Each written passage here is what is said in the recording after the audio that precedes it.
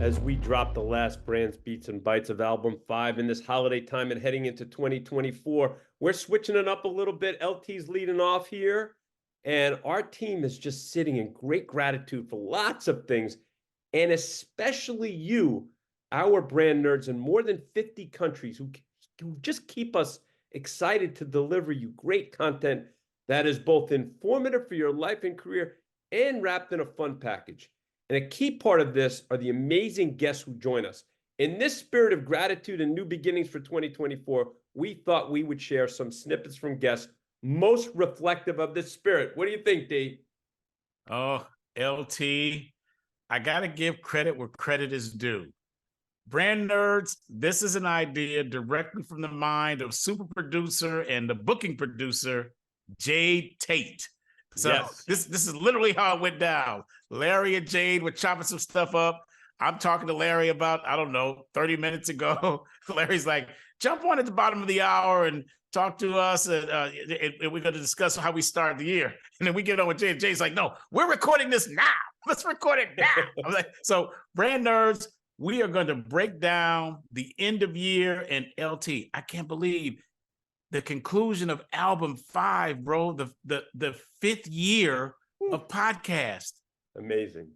5th year of Brands, Beats, and Bytes. And I know, brand nerds, right now, podcasts are a bit like web pages 20 years ago. It's like everybody had a web page, but we've been doing this for 5 years. Yes. 5 years. All right, brand nerds. In the spirit that LT just raised with us, we are here during the holidays. We're ending the year.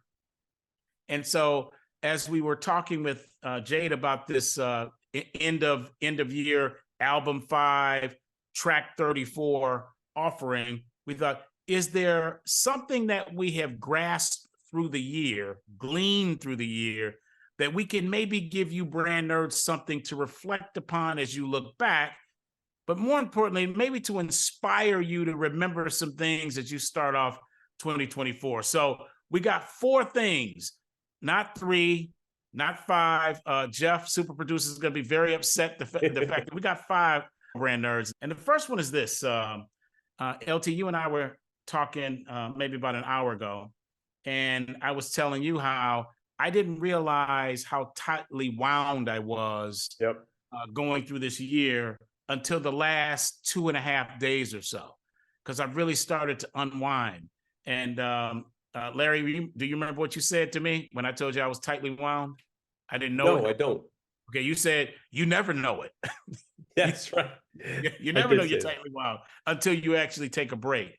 Yeah. And it made me think about how much we all grind, brand nerds. So, Larry, what kinds of things do you recall, like through this year and other years, where you're like running really hard? Man, you just have your head down seemingly all the time, right? And especially in our business, brand nerds, like we're just going from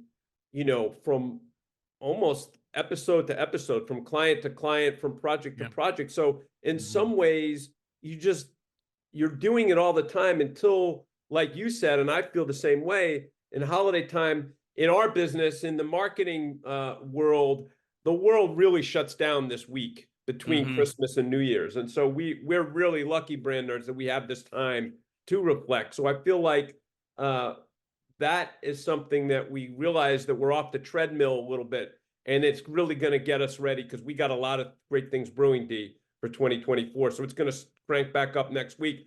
But we really want to be mindful of some of the lessons learned from some of the wonderful guests that we've had. Yeah, one of those guests, Larry and brand nerds, was Paige Young. And she went into talking about this culture of workaholics. And many of us can be accused at different points throughout this year and other years, LT, I know you know, bro, of being workaholics. And so we really thought Jade found this clip of what Paige was saying about this culture of workaholics and being real about it. So first up, brand nerds, check out what our esteemed Brands, Beats, and Bytes brand nerd Paige Young has to say about this culture of workaholics. Yes. Who is Hatters having the most influence on your career? This is one of those that's impossible to answer. Of course, we've talked about him already. I have to give a shout out to my husband. I think the He did benefit for of, you too. Just so yeah, you know, I gotta just you gotta acknowledge him, pay right? tribute to old what's his face. This is sounding obligatory, Paige. Yeah, yes, it's a commercial for Wayne Hickey, which I'm going to talk for about 2 minutes. No, I am very lucky that I have a partner who understands what I do because we met at work.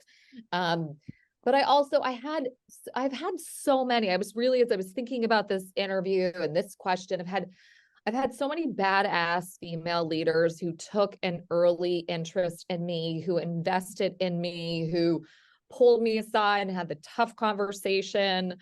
Because tough conversations, we joke, feedback is a gift. It actually really is a true gift if delivered in the right way. And I was lucky enough that I had people who really believed in me along the way, all the way from my first job in comms to my work at Expedia to my boss at Adobe, Maria Poveromo, so many.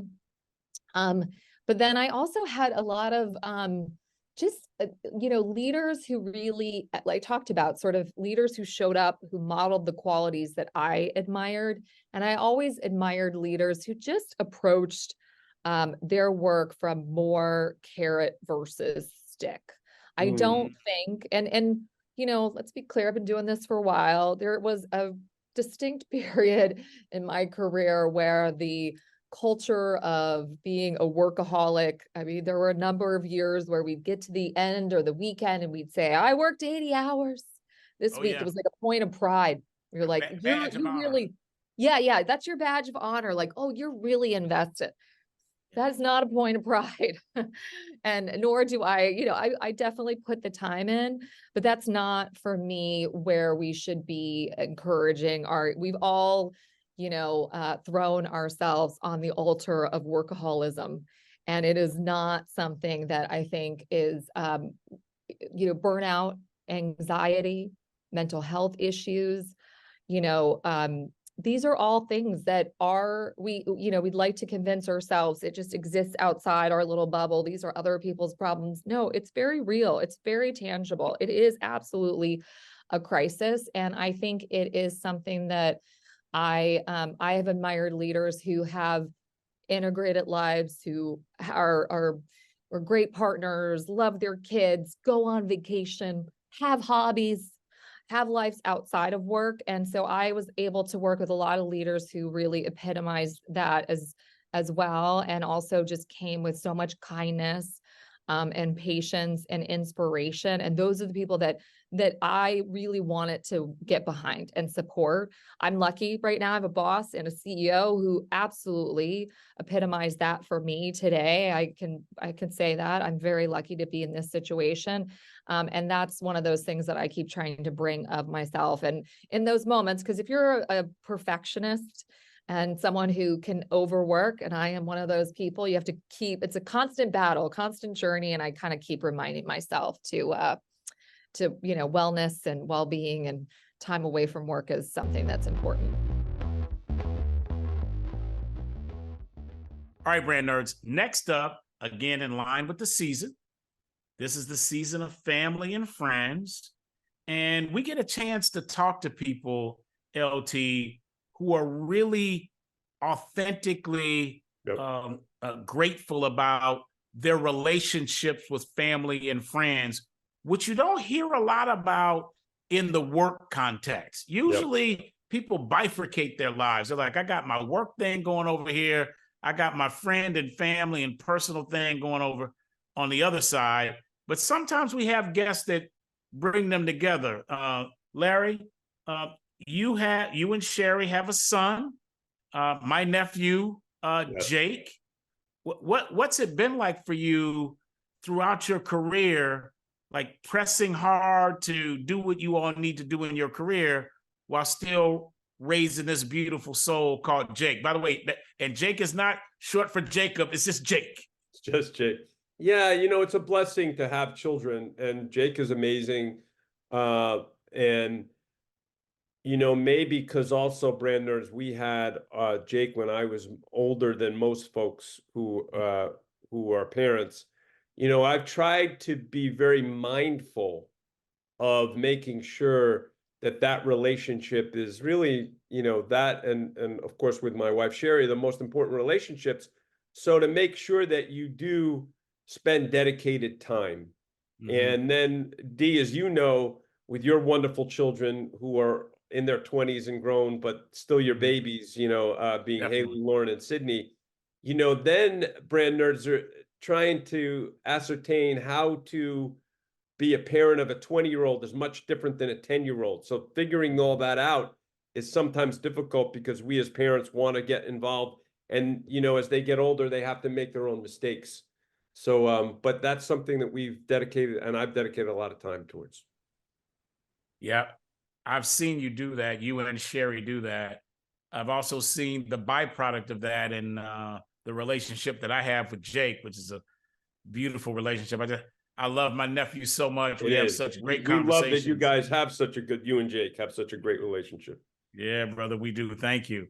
You know, I recently had something happen with my daughters. Well, maybe not so recent, 6, 7 years ago.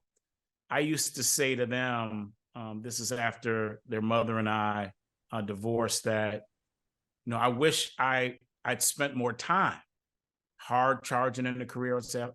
I wish I'd spend more time with you all. And I actually apologized to them, Larry. And each of them said, no, Dad. You were there for all of the important stuff. All of the important. You didn't miss games. You didn't miss things that were important. And so their recollection of me as a father in terms of my being there was different than my own. And it was just special to have my daughters say that to me. And when we were talking with the next guest we're going to bring forward here, Roger Fishman, Larry, the way that he talked about his son. Yeah. Jack. Yeah, Jack. Yeah, Jack. It really stopped us in our tracks, Yes. LT. His love for his son. So, brand nerds, check out the next clip here from Roger Fishman under the theme of family and friends. And while this is the season for that, what you'll learn from Fish, that's what I call him. What up, Fish? What you'll learn from Fish is the season of being a father, an involved father and a love for his son, is called life. It's not called holiday. So brand nerds, check out Fish.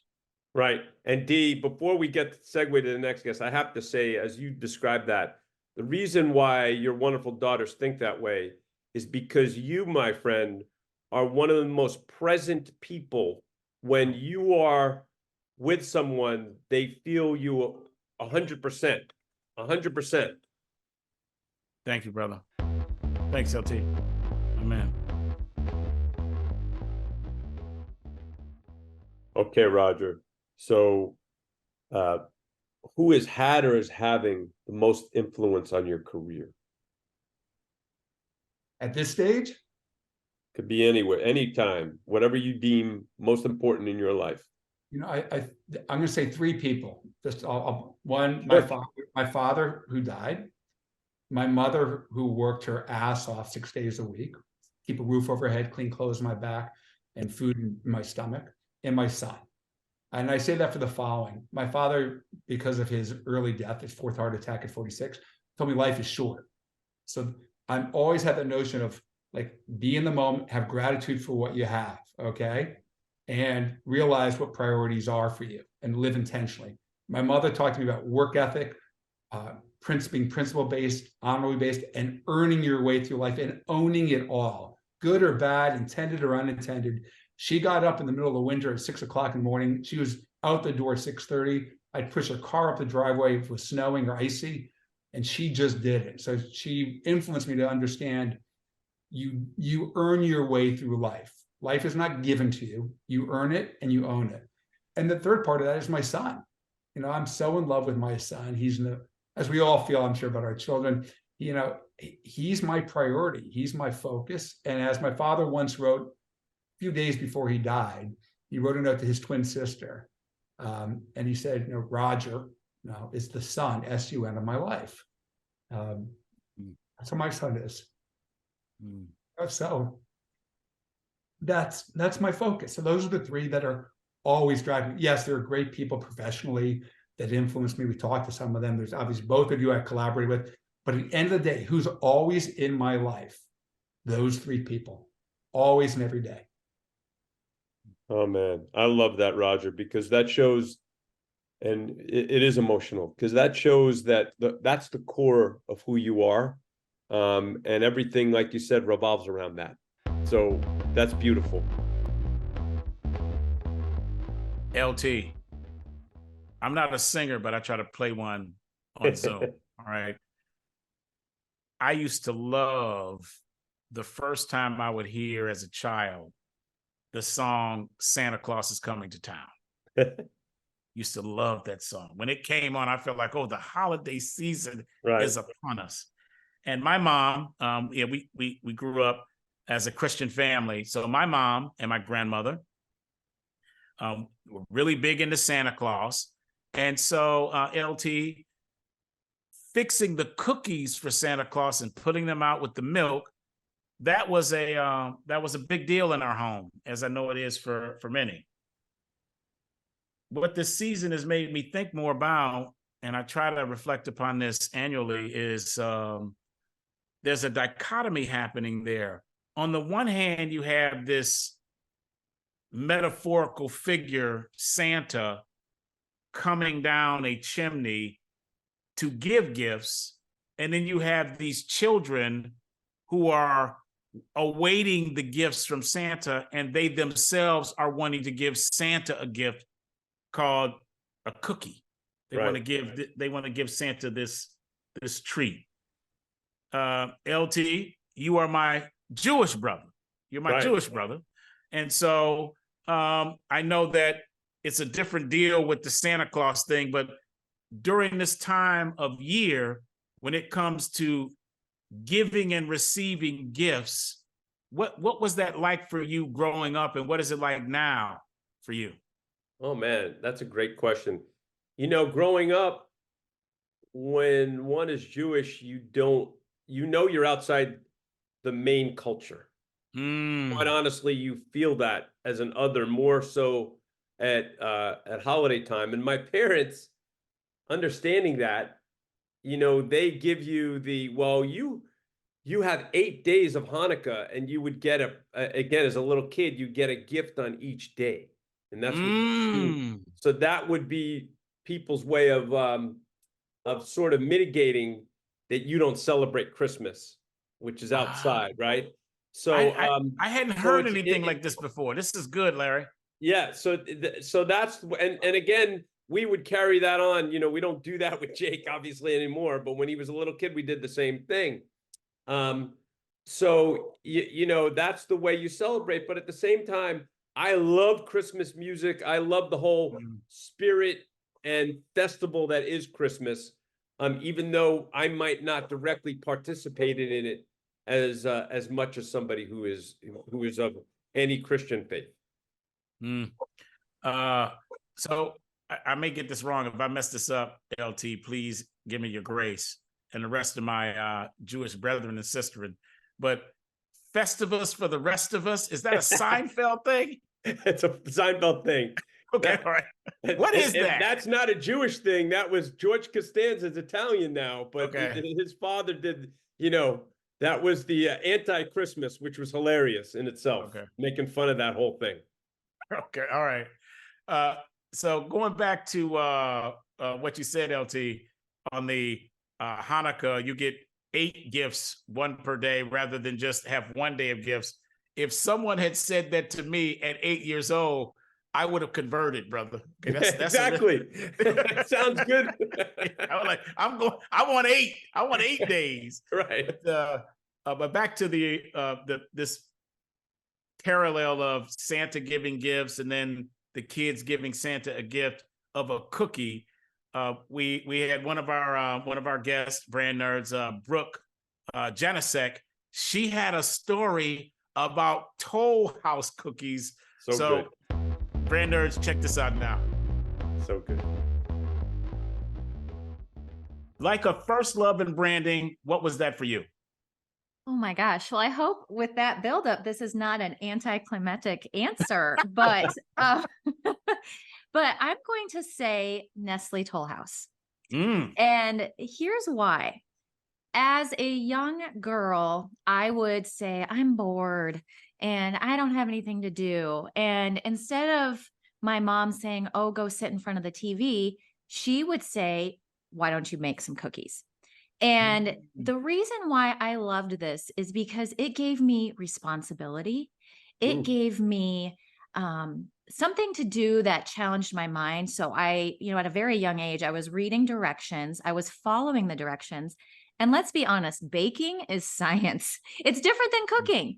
Cooking, I can just throw stuff in a pan and, that works out. But if you mess up on any of the measurements in baking, now your cookies or your cake or whatever is going to be flat and chewy. Right. So I loved that. But then more than anything, I loved the sense of pride that I felt after I made them. My dad would come home from work and he would have a cookie and he would tell me, good job. So it just was it created this environment where I learned responsibility. Afterwards, I had to, clean up my mess because I would make a mess, let's be honest. Right. But it was just really fun for me. And it's just a nostalgia feeling for me. Like I still can go buy that chocolate chip package. And I love that the recipe's on the back. I mean, that's smart marketing on their part right there. But it makes me feel like it takes me back to that place, my childhood kitchen. LT, we are near the close of album 5, track 34. Last episode of the year 2023. And I gotta shout you out, my brother. This was LT's idea. When I say this, for us to do a podcast, Brands, Beats, and Bytes. This was LT's idea. He was talking with we call him the Podfather, Tom Dioro, who himself is an OG podcaster, both in hosting and in creating them for other companies. You all need to go check out Tom Dioro and the work that he does, Brand Nerds. If you have a company that is even has an inclination to do a podcast internally, Tom Dioro, the Podfather, he's your guy. He can help you put that podcast together. So, Larry, shout out to you. Shout out to the Podfather for even having us in this space, in this podcast space. I can't believe we're at year 5. I mean, I just can't believe it. Can you believe it, LT? I can't. It's funny, Brand Nerds. We used to before the pandemic, where DC would let people under the tent here a little bit. You and Jay used to come out and we would record quarterly. We would record like 6 episodes at a time. And we would do it at the Stanford campus. And then everything changed, obviously, when the pandemic happened. So we just got really used to doing this on Zoom, and we've continued ever since. And that works great, except when we do live shows like we did. That was something that was incredible this year, too, that we were asked by the Clinton Foundation to host our podcast at CGI, at the Clinton Global Initiative. And think about that, which was in front of so many people. And we had Lisa Abrego was an incredible guest. So think about that as you reflect back to the next year. And on to album 6 for 2024, Brand Nerds. We can't wait to have you back, and we have some great things in store already. Yeah, when you mentioned the Clinton Foundation and CGI, it makes me recall a comment that was made when we dropped that in LinkedIn. And it came from a former Coke colleague of ours, Larry Taman. His name is Jerry Howard. And Jerry Howard, brilliant marketing mind. He launched a company with Jim Phillips, who you work with Jim very closely. Love my boy Jim. And we tried to get Jim on the show, and he's too shy. He is. Wink. Jim, we need to get you. We need to get you on the show, Jim. Anyway, so Jim and Jerry Howard launched a company called Strategy First Partners. Right. So here I'm mentioning this, Larry, because Jerry Howard made a comment on my LinkedIn, and I did not respond to it, but I'm responding to it now, Jerry. And he said something about rarefied air or rare air based on the fact that we've been invited to the Clinton Global Initiative to do our podcast and shout Francesca and Craig and the whole Kevin and the whole team over at the Clinton Foundation. We are honored to have done that. Yes. Honored. Big time. So the last guest that we're going to do to put a button on this for 2024, her name is Meagan Moguel. And Larry, you'll recall this. There was a question about what she's most proud of, and you're going to hear the question set up. And we don't hear many answers like we heard from Meagan. I won't give up the goose here. I'll just simply say this. Larry, when was the time in your career where you realized you needed to just be you, no matter what?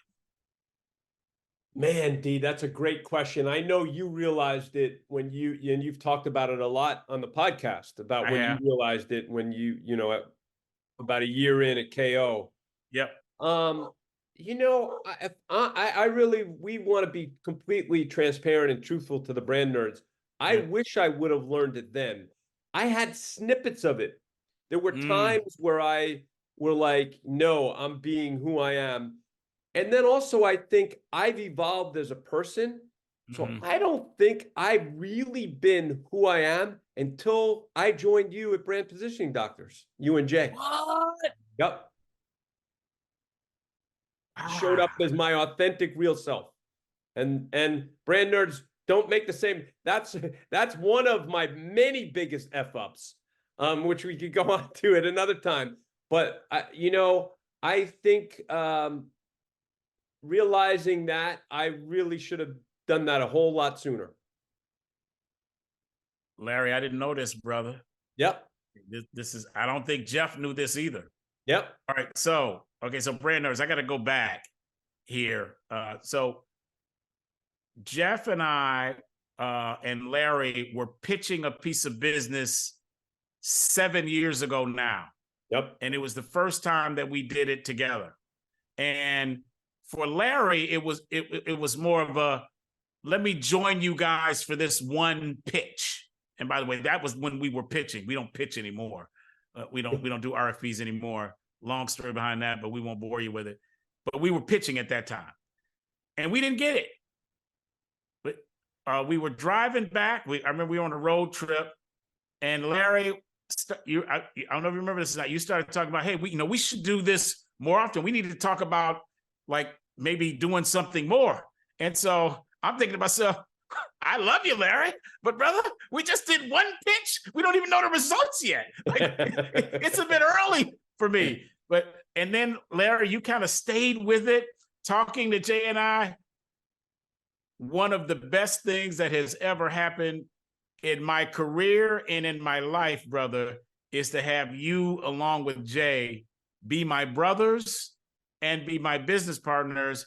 And I had no idea that this joining together of the three of us was a part of your process of really owning who you really are. That's dope, Larry. Yeah, man, isn't that incredible? And I remember that car ride really well. And look, D, this has been the best part of my professional life because I get to work with you and Jay. And we brand nerds, we have a whole lot of fun, as you can imagine, in our work. But we don't take ourselves seriously, but we take what we do really seriously. And I'd like to believe that our clients reap the benefits and have told us so. So with that, brand nerds, we're going to go into Meagan Moguel's closing out the year for us. Shout Meagan, shout Scott Robinson for introducing us to Meagan. And brand nerds, oftentimes the moment of truth when we decide to be ourselves is preceded by a moment of pain. Yes. Just keep that in mind. You might have a loss, brand nerds. You might take an L, because when Larry and Jeff and I all started working together, we had an L. We did not get that client, but that L led to what we're doing now. So with that, brand nerds, Meagan, bring us home. What are you most proud of? Whew. So when I think about how I answered all the other questions and the ups, the downs, the arounds, what I have seen from myself is that I've maintained who I am as a person. I haven't, when I talked about how Tamika saw that integrity and that hard work in me, I've maintained that through the change, through the ups and downs. And I think a lot of people don't get credit on maintaining who they are as a human being. We work for brands, we work for companies, and sometimes that becomes our definition of who we are and our recognition and our persona. And, you know, what I feel comfortable saying is that I've maintained who I am as a person. Mm-hmm. And that, you know, the day I hit my grave, I'm very confident that my grave is not going to say the best marketer in the city of Atlanta. Yep. I feel very good about how I've just shown up as a human despite the ups and downs. And I would encourage people that work for brands to really monitor not getting so tied up into this.